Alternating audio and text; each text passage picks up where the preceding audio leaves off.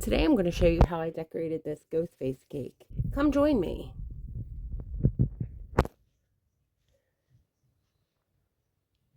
So this cake is going to be a 3-layer chocolate cake with peanut butter icing. So a few days before I had to actually decorate the cake, I did some edible images and I printed off multiple different gory type pictures. So they included some axes and knives and scissors, severed hands, and just different things that matched the customer's party favors. I took them directly from images that she provided to me for her party. I put these onto edible paper, and then I'm going to be moving forward with putting them onto fondant pieces. So I printed them off, cut them out, and then I went back and I added them onto white fondant. So here you see me cutting out these different pieces into the shapes that they will be on the cake. Now I definitely made extra pieces, but I wanted to make sure that I had enough for the cake. I also, the main character for this cake was Ghostface, so I made 4 different characters of this fella, and he'll be on the cake in different positions. So different sizes, because he'll be positioned in different locations. Of course, the biggest one being on the top in the center of the cake. So here I am cutting these out from the edible images. So once I had that done, as I mentioned, I went back and I added this onto some thick fondant so that I can allow these to dry for several days. I did use some Tylose powder in the fondant to make sure that it dries extra thick. So after I put it onto the fondant, I then cut it out into squares, and then I do go back over it and cut it out into the shape of the actual images of the Ghostface character.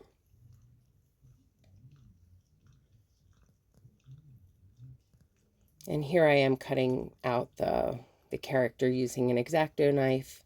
So I'm going down about halfway into the fondant on the first trace of the image, and then I'm going back over and going the whole way through, and that's really to prevent it from distorting the fondant as I'm cutting out these images. So as I mentioned, these are thicker because I'm going to go back and I'm going to add some skewers to these images, which you see me doing here, and that's so that I can use these for toppers. And if I decide not to use them for toppers, I can just snip off these skewers and they'll still be sturdy pieces for the cake. Here I had a little bit of discoloration in the edible image, so I'm using some black luster dust to fill in those colors. That's what I'm doing right there. Again, I'm using some thinner pieces of fondant for the other pieces that I know are not going to be used for toppers. And I'm just kind of putting all of those pieces onto thin white fondant. Obviously, this is very sped up.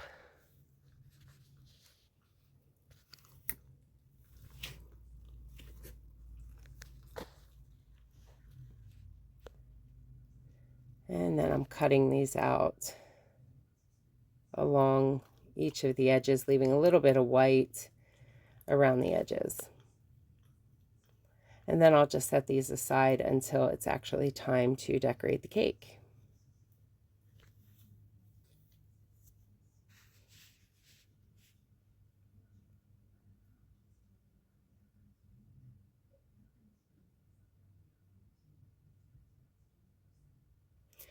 Now the day I'm decorating the cake, I'm going to put some icing onto my cake board and just put it on there so that my cake doesn't move around as I'm decorating. I was going to use my cake smoother, but I was struggling with that a bit, so I ended up not using that to decorate the cake.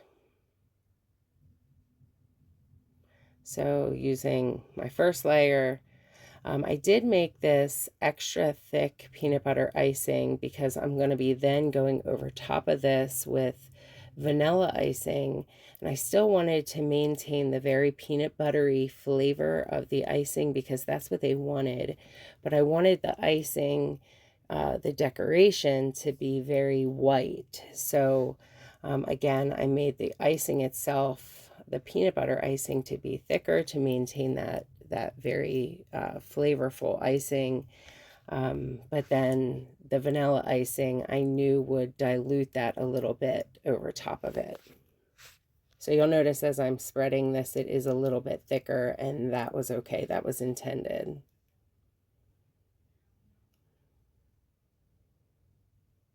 So again, here I am just kind of getting that crumb coat on, and it is very thick because, as I mentioned, and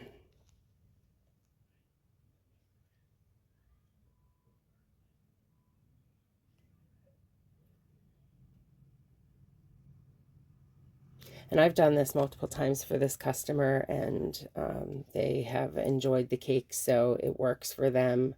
Each time they want decorated cake, so not peanut butter looking, so it works for us.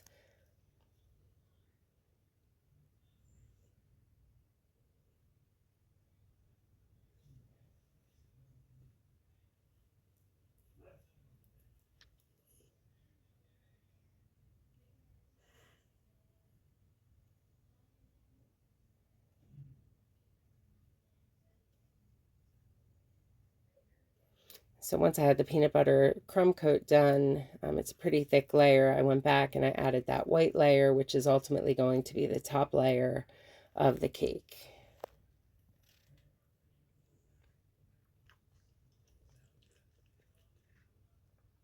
And I'm going to work through this and make it nice and smooth and a crisp white top coat.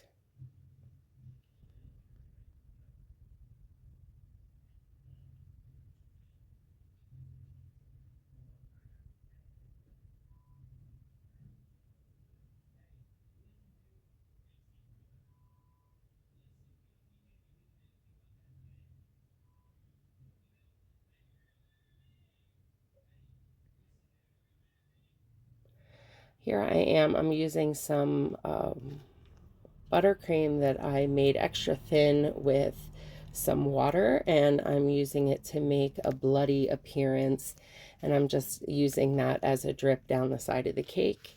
Next thing I'm going to do, I watered it down even more, and I'm going to just kind of flick it onto the cake to make blood splatter across the cake. And again, this matches their decor for their party. Now I'm taking those pieces that I cut out a little bit ago, and I'm adding those to the cake randomly across to decorate the cake. So I'm just putting those pieces, the thinner fondant pieces, on the sides of the cake. So there's one of those ghost faces, as you can see, and on the other pieces on the side will be the weapons and the severed body parts, the bloody hand, those types of things, which you'll see here.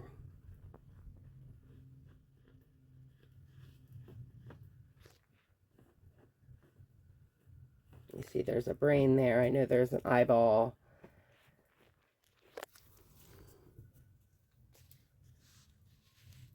There's a knife I just put on. And now here I'm using that main ghost face. I put that into the top. That's going to be our centerpiece, as you can see. And I'm using two of those other smaller ghost face on the back side. So when you spin the cake, you can see the ghost face on the back. So you're not drawn only to the back of that other image. So I'm adding some swirls of icing here. And then I'm also going to kind of put some star dots of icing as well, just to kind of decorate the top here to fill in some of the gaps.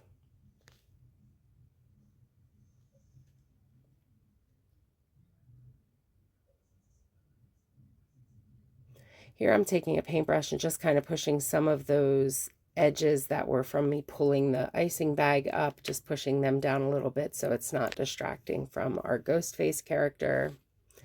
I'm adding a little bit of that icing, the thinned out icing, as blood droplets down onto those icing swirls.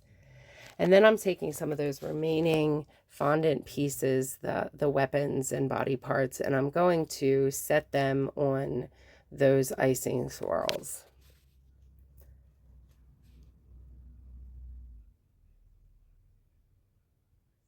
Just to kind of add some additional elements to the top of the cake. And with that, we're just about done. So I kind of do a swirl or a spin of the cake. This is what it looks like. And then I realized that I wanted to add this ghost face right here onto the side, right beside the happy birthday note.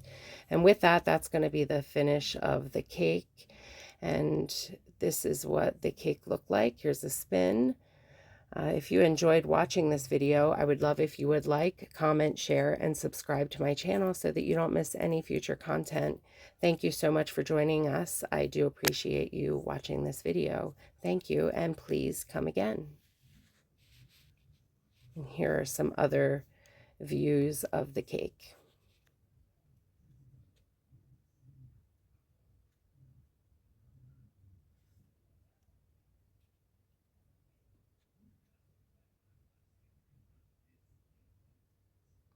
And thank you again. Please subscribe.